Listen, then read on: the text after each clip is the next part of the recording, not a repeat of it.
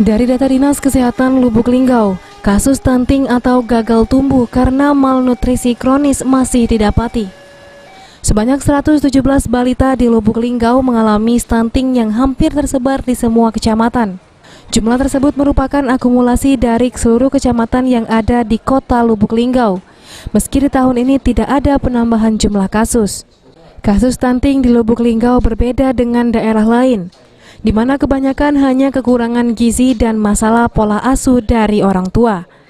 Angka stunting hanya sebesar 3,2% dari total 25.000 balita yang ada, dan jumlah ini jauh di bawah dari target nasional, di mana target nasional yakni 30%.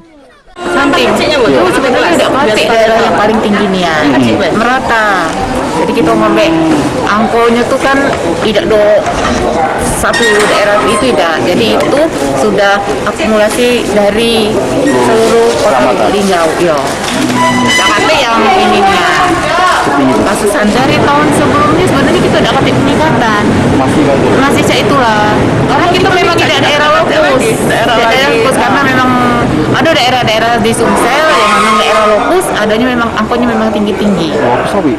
Sebagai upaya menurunkan angka stunting di Lubuk Linggau, Dinas Kesehatan telah membentuk duta stunting di 8 kecamatan dengan harapan dapat mencegah sedini mungkin.